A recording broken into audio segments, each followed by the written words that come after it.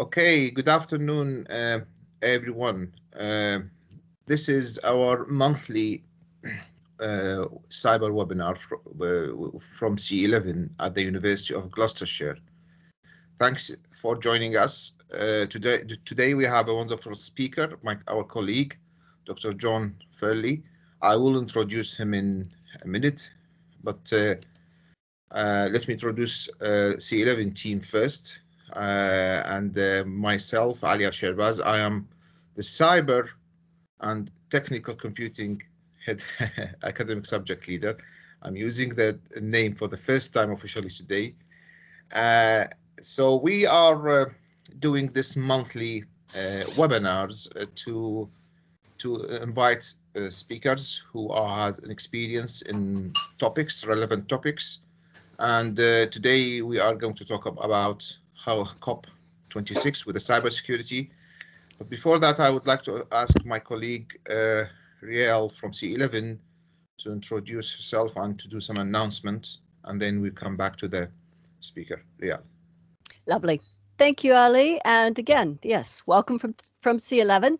My name's Rael Pentland-Smith, and I'm the Business Development Director out at C11, the Cybersecurity and Digital Innovation Center. So firstly, if you know nothing or have heard little about us, please look us up. We are a teaching and learning and conferencing facility associated with the university or part of the university, located out at the Berkeley Green Science and Technology Park. The only announcement I would like to have for today is, well, two things. If you'd like to become a part of the C11 community or be added onto our mailing list, please let me know. Put a comment into the chat, or I will add my details in a minute, and you're welcome to email me with any comments or information or thoughts to share about C11.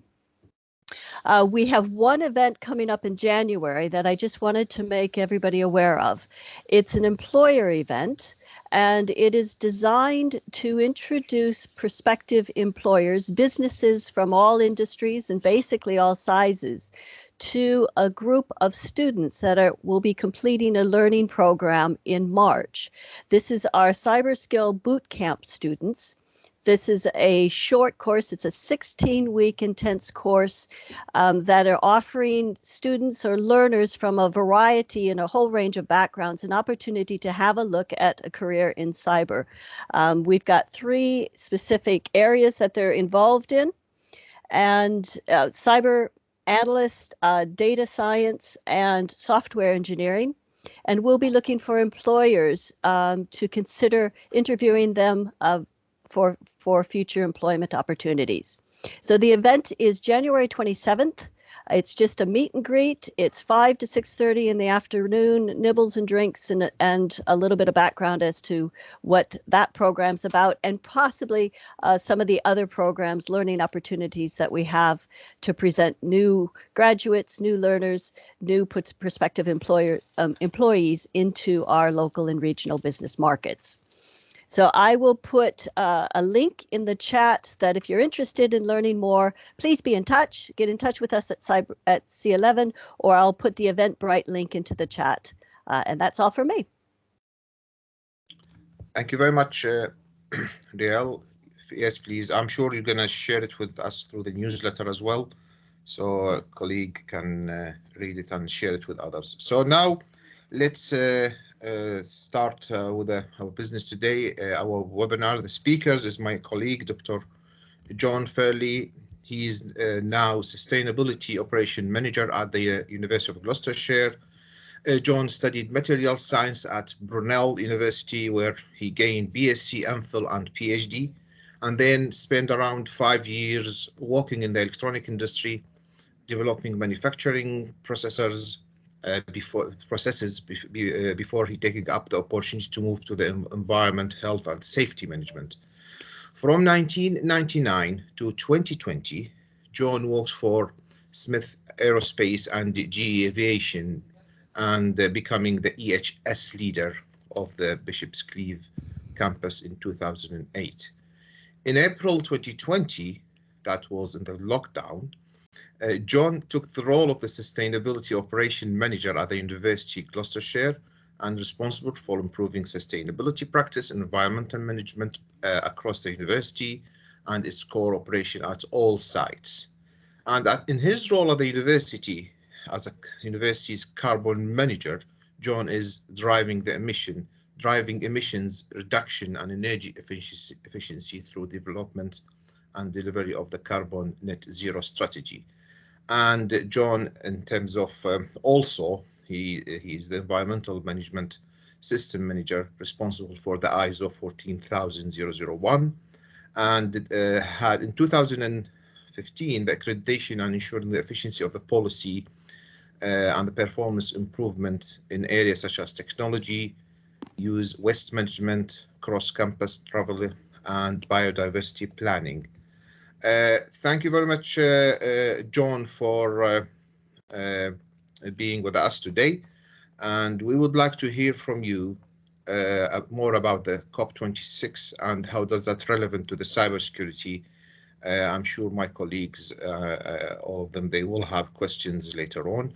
We will open the floor for questions after Jon. Either you can write it in the chat area, or if you'd like to ask the question, just raise your hand after Jon's finish his slide, and we will give you the opportunity to ask your question with Jon. Jon, we would like to hear from you, especially myself. I would like to know what is the relation between COP26 and cybersecurity. Please, the floor is yours. Thank you. Thank you. So afternoon, everyone, and thanks for the invitation to come along. I'll share my desktop in a minute, I suppose. And I was going to make one sort of opening comment, which was really by being invited to do this and kind of thinking about how cyber and cybersecurity connected to COP26 and climate change and the university's net zero plan, it's probably not going to be, it's probably obvious to all of you, but it wasn't so obvious to me that actually the cyber issue weaves its way almost into everything. So it became an easier topic to actually talk about the links because they're kind of everywhere. But if I share my desktop now, it will help me keep on track. And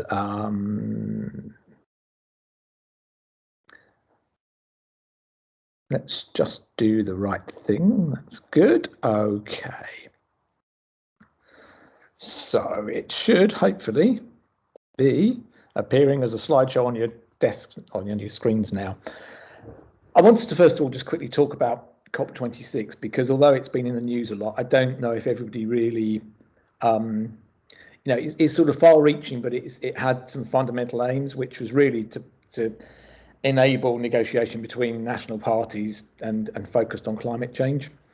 And it did look at four sort of main areas. So there's a mitigation bit, which I'm, for the university, deeply involved in. It's really how we're going to avoid climate change, what technologies can we put in place, what behavioural changes do we need. And the good news there is that about 90% of the world GDP is now covered by net zero commitments. So that's great. Are we going fast enough is a different question, which perhaps we'll get to in the actual discussion strokes question section.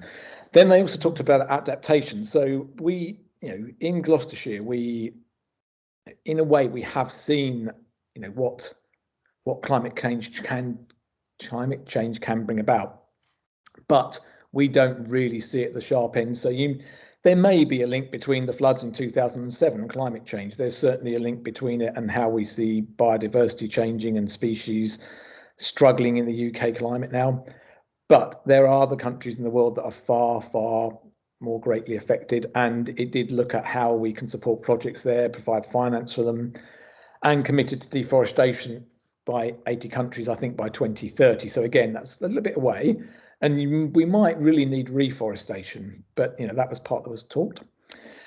The finance part, a lot of the effort really did talk about finance and how we're going to provide the right levels of finance. And in a minute, I'll get to a slide that talks about what the actual spend on kind of avoiding climate change really is and what it aims to be.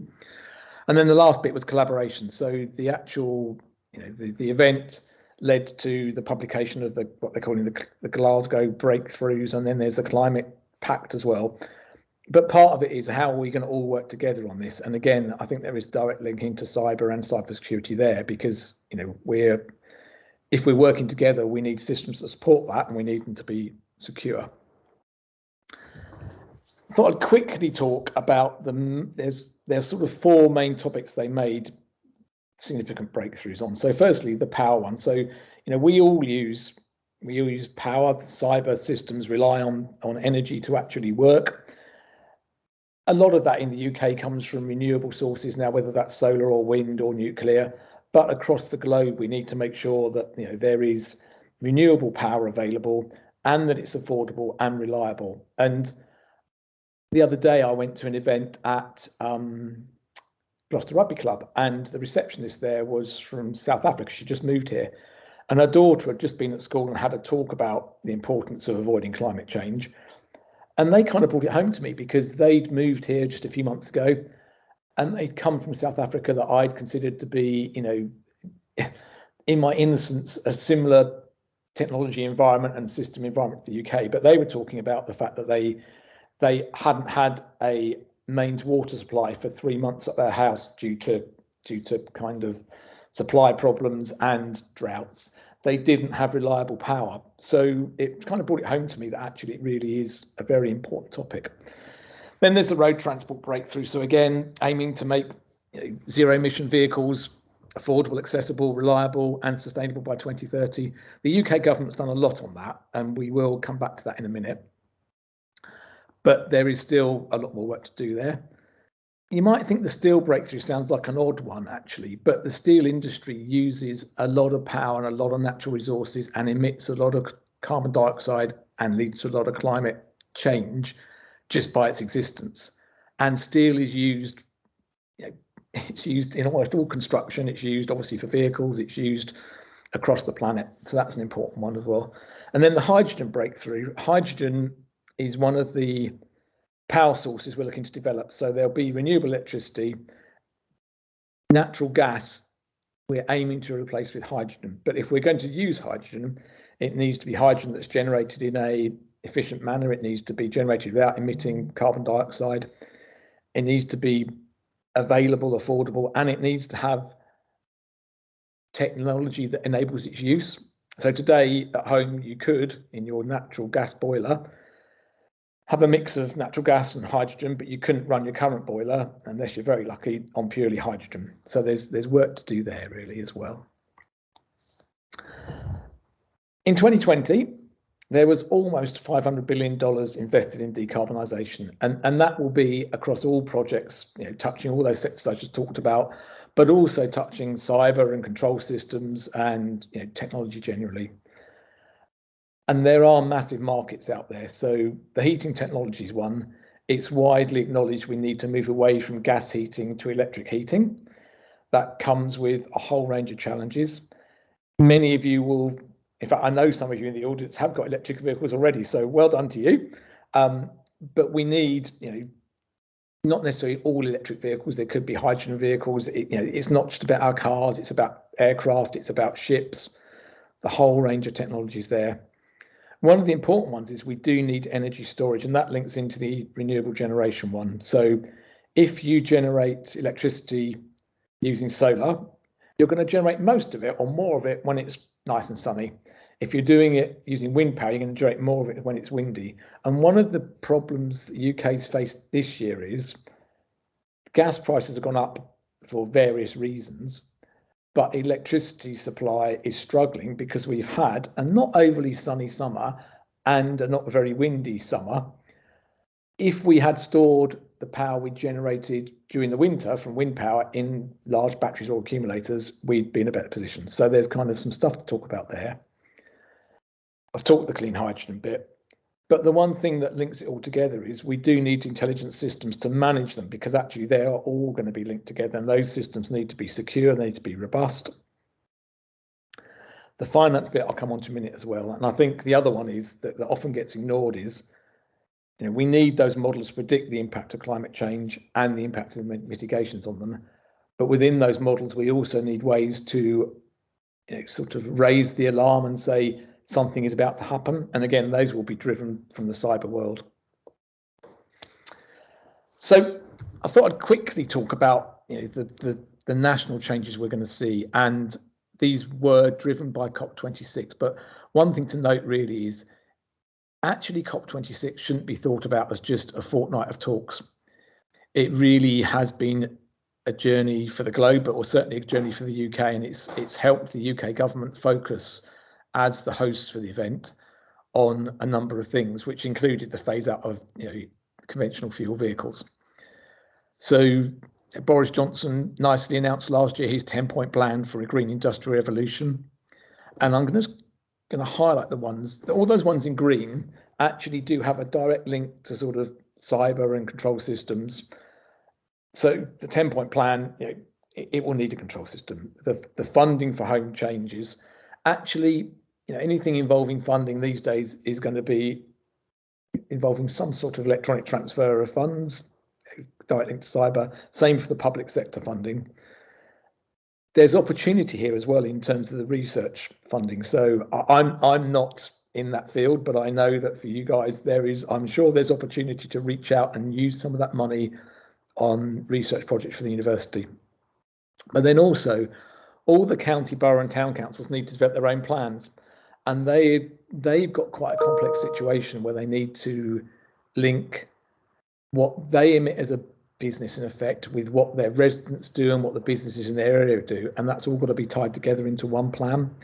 I haven't highlighted the last one down there, but we mustn't forget there's a need to involve all aspects of the community, and I've kind of put that Welsh scheme for the free trees because it helps ignite people's imagination. So young people will see in their back garden, maybe their parents let them plant it, maybe the parents have planted it for them, but they could see a tree in their back garden, which is meant to help remove carbon dioxide from the atmosphere. But it's more about getting young minds thinking about the importance of this topic. I also wanted to talk about the local changes. So one of the things the government's bringing in is legislation that allows people to, in a way, generate and trade power locally within their own community, and that will need to be managed, and those management systems will be digital and they will involve cyber. The same for the local energy parks. So the waste landfill site just outside Gloucester, and I've forgotten the name of it, but the business running it's called Enervert. They're going to generate green power on their site, and they're looking to sell that into the local community. And we as a university actually are interested in taking advantage of that. But one of the things we need to know is how do we manage the system to show that power almost is coming from them to us. Then obviously there'll be more solar and onshore wind power. One of the things that I do think where cyber and IT can have a big impact is it's recognised we need to build better rural transport. We see that as a university because having analysed the travel data, a lot of our staff and a lot of our students come from rural areas in the county where today you can't get here unless you drive. We know we need to change that. Councils are going to have to discourage personal use of cars in town centres, but to do that, they're going to have to improve public transport. I'll come on to the finance bit in a minute, I think. The adaptation bit, again, locally, we've seen flood mitigation, we see changes to land use, we've seen damage to biodiversity, but what we will need in the future, again, is means to see early when the level of 7 is rising and whether we need to put those flood mitigation processes into effect. And then the other one I wanted to mention is collaboration. So that's an interesting topic because to deliver this, we do need to work together. Cheltenham Borough Council have set up something called Cheltenham Zero, which actually is one word, so there's a mistake on my slide there. And it's aimed to bring the borough, the community, the businesses together to work on solutions that will help avoid climate change together.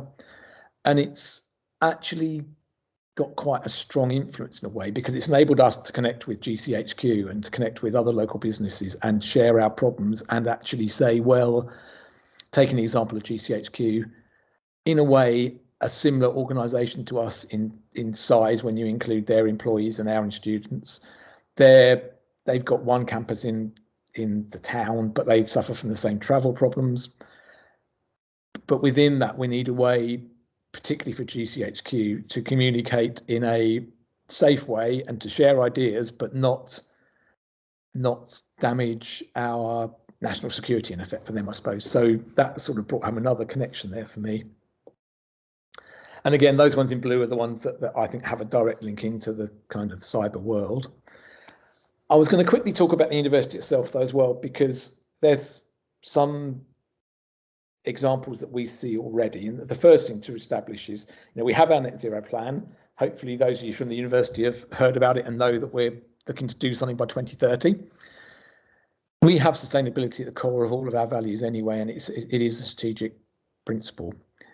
But when you look at our net zero plan, our impact on the environment comes about 20% from our use of energy across the campuses, about 40% from our commute, and about 40% from our procurement. And all of those in a way link back to needing systems and data and controls that will help us A, establish what our emissions are, but then B, drive them downwards. And I was looking about, where cyber directly impacted that. And I deliberately chose this photo because this is a really nice example of where we are today. So that's the chapel at Francis Close Hall.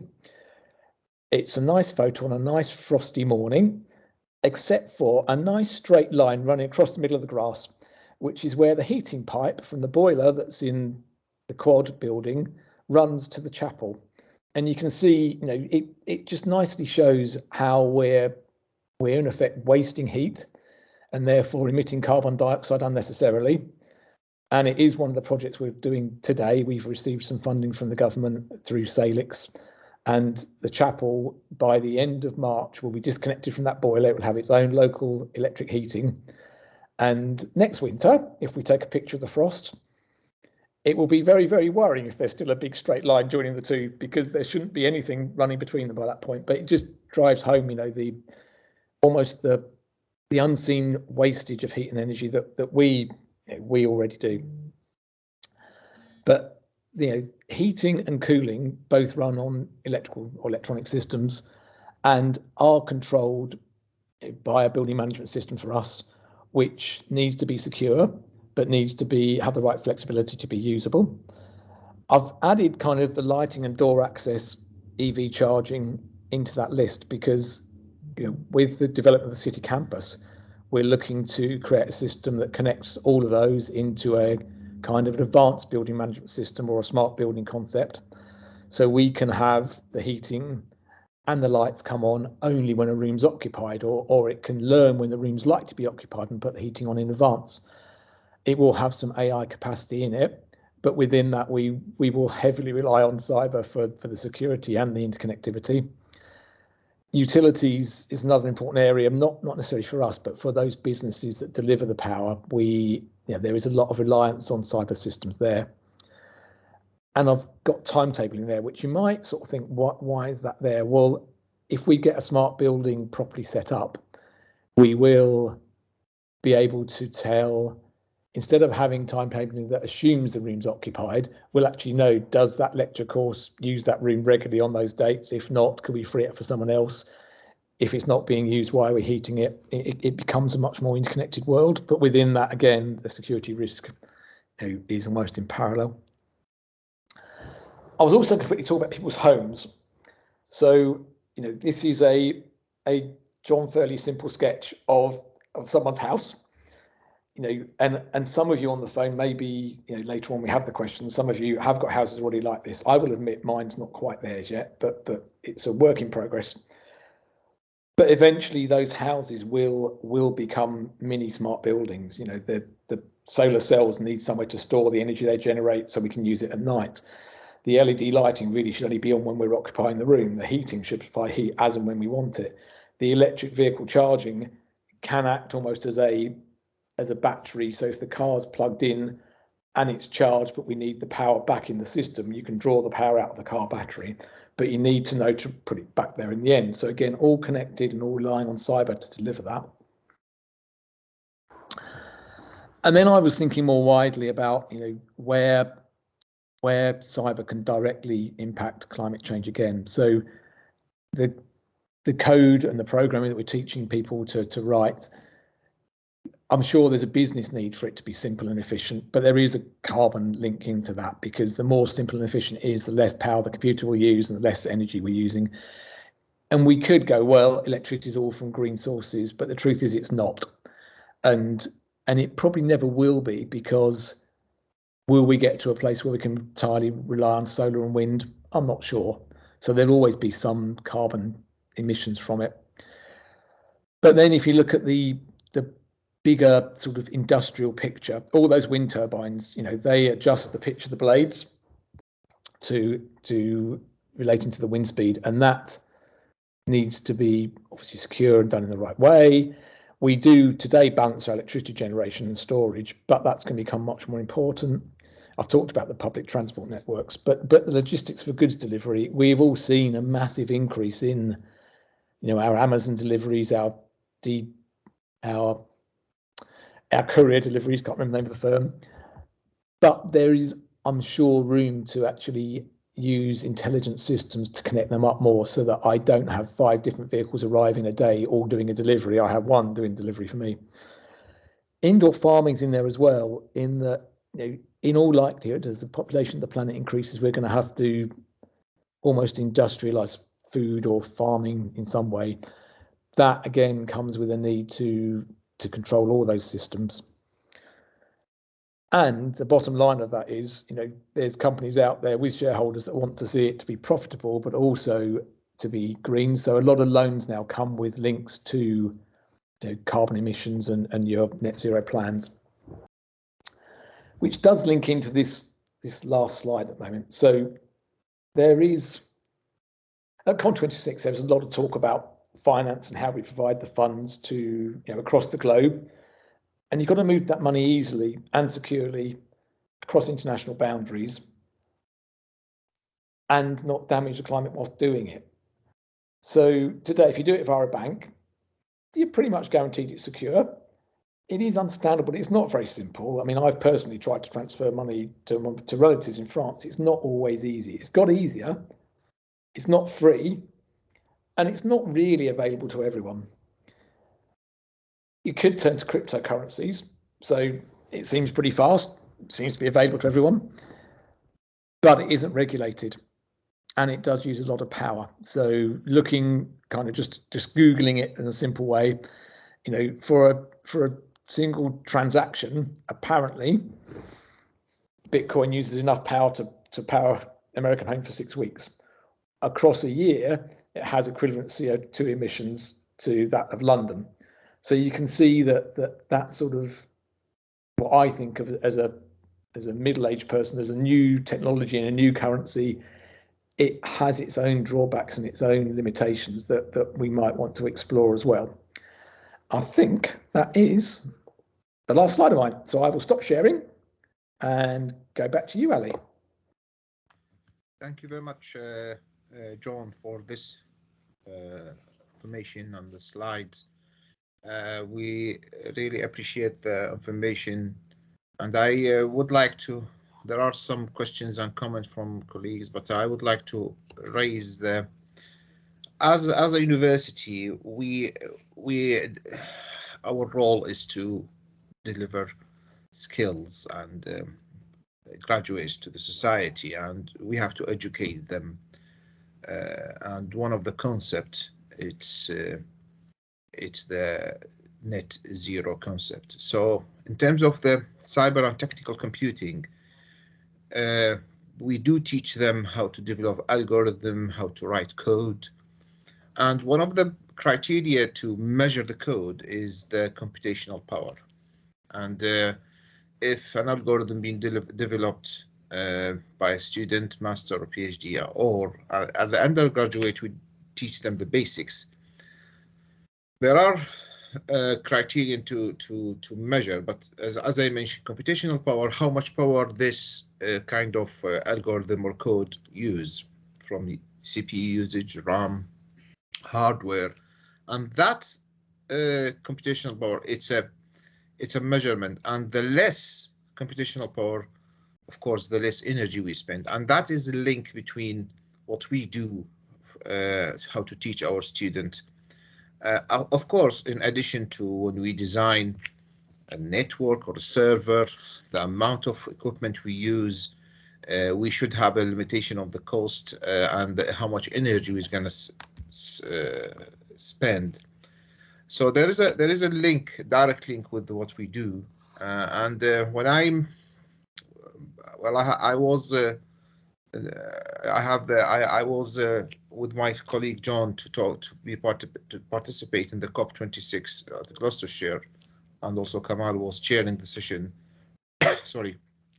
And the whole concept of working with the ABC company, the whole concept is about smart cities and how can we make smart buildings using sensors and IoT equipment. The less computational power, the less energy we spend, the better to achieve the goal. I think we have a major role to play as a university to educate our students to achieve that concept, because they will be the leader in the future. When they work for the employers, they have to emphasize on this concept of net zero. It has to be met by 2030. Am I correct, John? Is it 2030? Right. So, and regarding the bad side, the bad side of the technology is the cryptocurrency, as you mentioned, John. Yeah, that's something I'm sure the government will put some regulation for that. And also there are some confusion between cryptocurrency and the blockchain. People they think they are the same. No, we do have a blockchain lab. I think my colleague Sepida is with us. She's also in charge on working on the blockchain. Blockchain does have an application, a useful application for the benefit of the businesses and society. But cryptocurrency does use a blockchain as a technique to build the distributed ledger. But it does need a high computation or high energy. There are research would like to reduce the amount of power to spend in the transaction cryptocurrency, and that's something useful. But the government should, I think, must put the regulation and make a measurement. We have to create a cryptocurrency. It meets the minimum requirement of net zero. We cannot spend electricity equivalent to Norway just to transaction between. I know we are doing something fast, easy, but it does affect on the environment. So thank you, John, for your slides. I will open the floor for colleague to ask question. I think there are some comment and questions. We have Rob said, just need to switch to electric heating with solar batteries. My total electric bill, including changing electric car, should be around £4 for the full 12 months.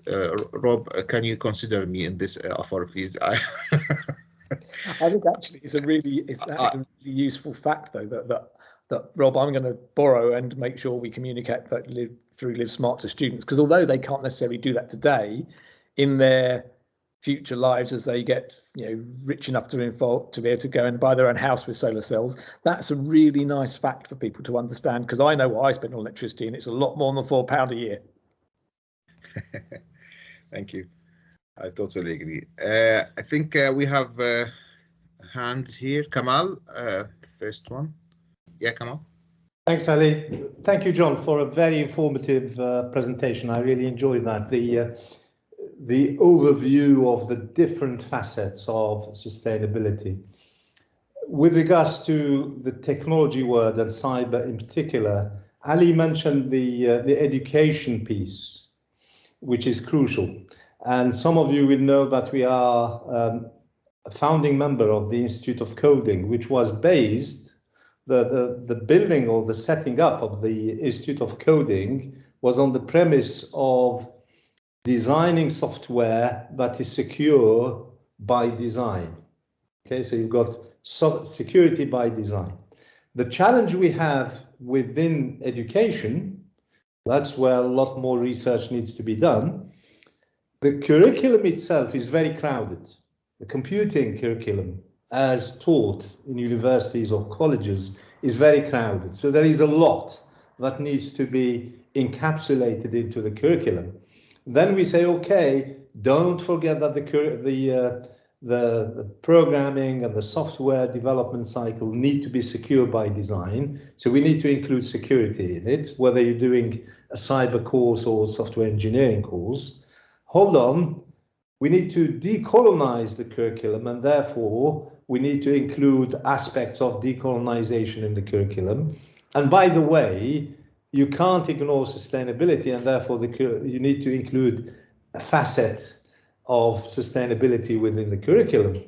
And that poses a challenge for academic departments about how they prioritize all these different elements in delivering the education of tomorrow. Because John, you touched on several aspects, and I can't help looking at sustainability like we look at cyber security. And you can't have cybersecurity without the infrastructure that needs to be secure. So the infrastructure needs to be sustainable. I'll share this with you, which I'm not very proud of, but it's the reality. It's how business happens, unfortunately, on the ground. Yesterday, I was having a conversation with our partners in Germany, with whom we are setting up a cybersecurity and digital innovation center. And they said, Kamal, all the requirements for your hardware and software meant that we need a lot more electricity. So we're contacting the energy suppliers, and this is taking a little bit more time. I said, I hoped you wouldn't mention that in front of my vice chancellor. So on the ground, there is still a lot for us to learn. So there is the infrastructure element. Then there is the policies and regulations, and I think Ali mentioned the government, but also at the business level. And then there is behavior. Little things, you know. I had teenagers in my household, no longer teenagers now, but they would laugh at me because I'm still using this mobile, which is 6-7 years old, but it still works. But we want sustainability, but we also want the latest device and the latest this and the latest that, which creates pressure on energy consumption and on our CO2 footprint, etc. So there is that behavior. So there is the people dimension, and the people dimension is education, as Ali was talking about, in terms of delivering cyber or technology that is sustainable by design. But there is also general societal behavior which needs to change. So I don't know whether you have any comments on that. I'm sorry to go on. I suppose I've got one top level one, because I did a presentation for an outside organisation the other day, and one of the attendees just said, you know, do you think that to attain net zero, people in the UK will have to adjust their lifestyles kind of and their perceived standards of living? And my answer in the end was yes, because actually I don't think that, and this is just me speaking from my personal perspective, I don't think that we can continue consuming in the way we do and the planet survive, in effect, because slowly those other countries will come up to the level, or they'll aspire to the level we're at today. But if every country consumed like we do or America does, it is definitely not sustainable. So I think there will be a change there. I think the example you gave about, you know, the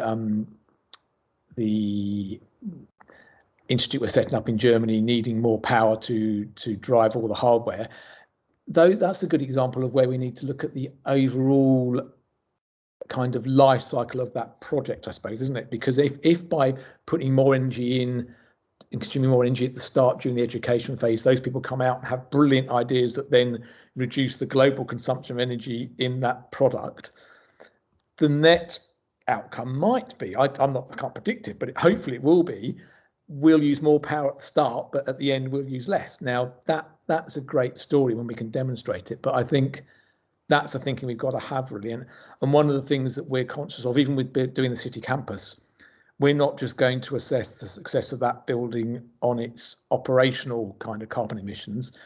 We are making sure that the consultants working with us are tracking the carbon we consume just by putting furniture in there, putting the new boiler in, not the energy we use, but the energy used to make that new boiler, and making sure we get the balances right there. And there's arguments to be had about electric vehicles with that. So we're still, it's kind of early days on a lot of this, but I do think behavioural change, personally, I think behavioural change is fundamental to everything. You can have as much technology as you like, but people need to have the responsible behaviours in the manner they use that technology.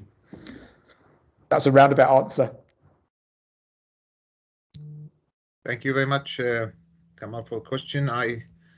And John for the answer. I can see Rob is sharing with us his experience about, first of all, about his using the battery and solar panel.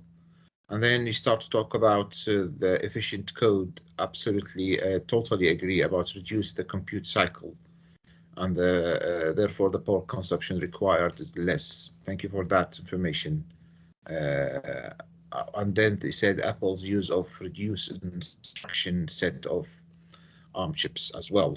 Thanks. I think Rial is not in. Oh, she's in. We have it looks like we have another speaker next time, Rob, to talk about the computational power, Rob. So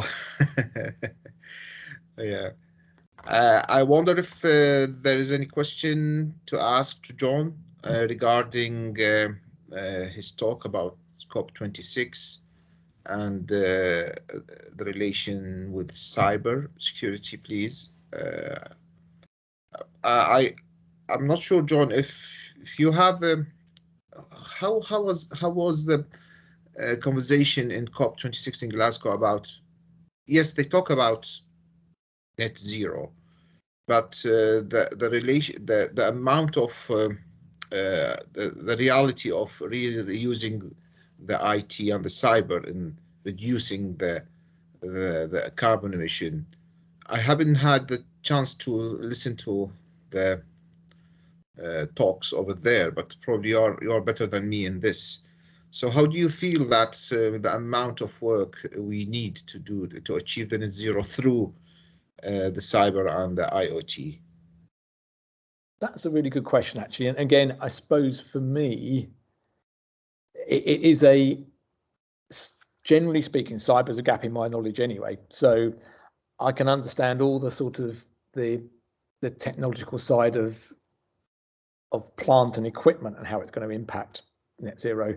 But that kind of Internet of Things and connectivity, I've spoken about the smart building concept. I didn't see that much directly around it, but the COP26 event was so big. When you go online and look, you can grasp the general themes, but there were so many side conversations. So there was side conversations. Just, I found some examples the other day. I can't remember what they were now. I think if you had the capacity and time to go and look, there would definitely have been a conversation on it. But I can't speak of one at the moment. Yeah, because I also had the time to listen to some of them, but all in the abstract level. There isn't any depth. That's probably our role to make it happen. There isn't any that depth in conversation and talk about utilizing the cybersecurity, IoT and AI in order to help to achieve the government strategy net zero. So probably this is an exercise to me and my colleague to investigate more about that. I think that, Ali, and it's also, I think it's the actual fundamental concept of the COP really, which was, it was a discussion around, setting ambition and setting hopefully some binding aims. But one of the main complaints was around, not just around cyber, but around everything, was it didn't talk about concrete projects to go and do something. But you're quite right in your summary that that's why I kind of see it as COP26 starting the journey almost, Yep. and actually saying this is the pathway, this is where you need to get to. But we as governments can't really deliver this. They can't live without us, but they almost can't deliver it deliver it unless we do the journey, because they haven't the ability to drive technology, really, have they? Okay, thank you. I can't see any question or hand, so this is the last chance if you need to ask. Otherwise, please join me and I would like to say thank you very much, John, to your talk and presentation. Information really informative. This is, as you mentioned, this is the start. We let's work together and see how can we satisfy the government net zero from our side as education institute or as a organization to meet the net zero requirement. So thank you very much, John, and we'll be in touch to work together in this area. Yes, I'm looking forward to that bit. So we're, as a sustainability team, are very keen to work with you guys as well. So I think it's going to be a good relationship there. So absolutely, thank you. It's a pleasure. Thank you very much for the audience for joining us in this webinar. Our next one is going to be in February, I think, Riel. We said January is going to be difficult to do it. So February is going to be our next one. So it's 3 days to the end of the week. So Merry Christmas for everyone. And then enjoy your Christmas holiday and Happy New Year. Bye for now. Thank you.